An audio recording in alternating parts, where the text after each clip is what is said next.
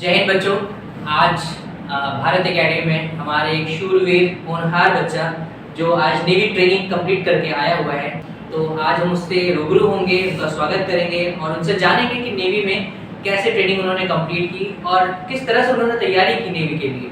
तो आइए जानते हैं उसके लिए। सबसे पहले मैं जानना चाहूँगा कि आपका नाम। जय हिंद सर, जय हिंद टू ऑल ऑफ यू।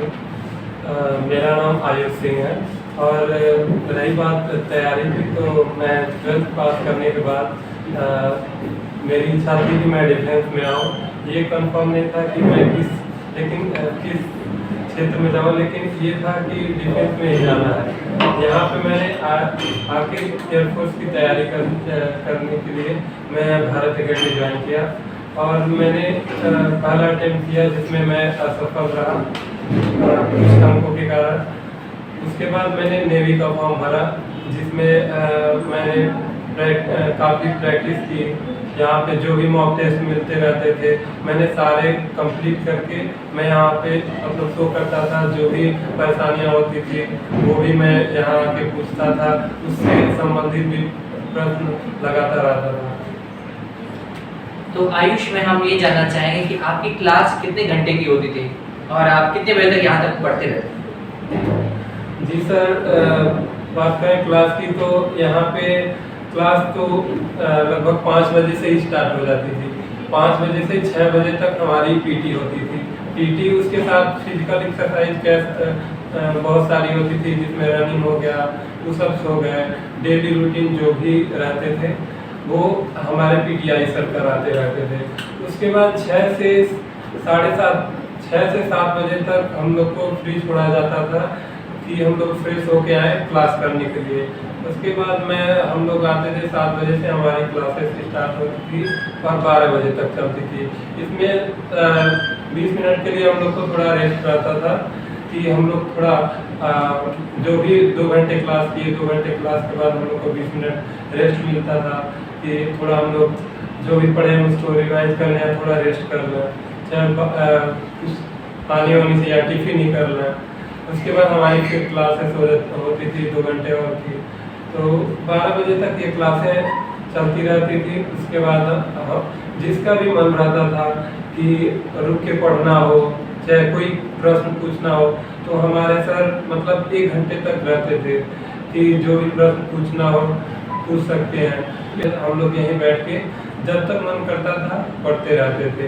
तो मेरा ये था कि मतलब 12 बजे के बाद मैं ज़्यादातर 2 घंटे तक ही रुकता ही था।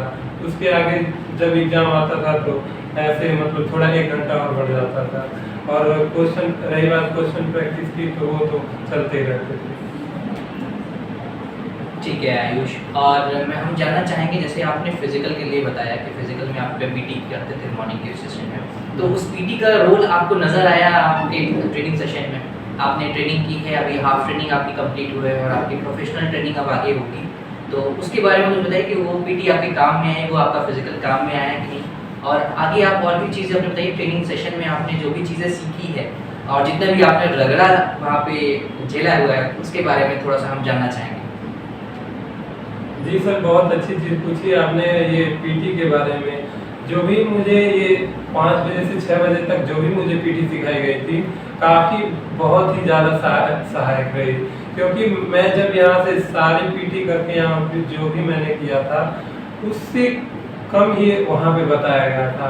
वहाँ की पीटी मुझे बहुत ही आसान लगी, क्योंकि यहाँ पे जो हमारे सर थे वो सर हम लोग को जितने भी पीटी कराते थे वो हमारे पीटीआई वेल ट्रेन थे और उन्होंने जो भी हम लोगों के लिए जो भी मेहनत किया था वो सारी सहायक रही। और मैं जब वहाँ पे गया ट्रेनिंग के लिए तो सारी पीटी मुझे अच्छे से आती थी।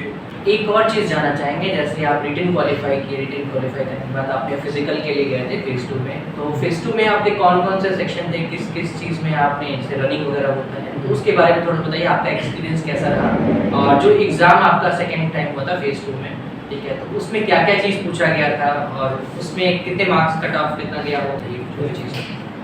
जी सर, मेरी पीएफटी था देहरादून में मैं एंट्री किया सुबह 6 बजे वहाँ पे सबसे पहले डॉक्यूमेंट चेक हुए, हाइट चेक हुआ, उसके बाद हम लोगों को एंट्री मिली अंदर। उसके बाद हम लोगों की रनिंग हुई 1600 मीटर की, जिसमें हम लोगों को 7 मिनट की टाइमिंग थी।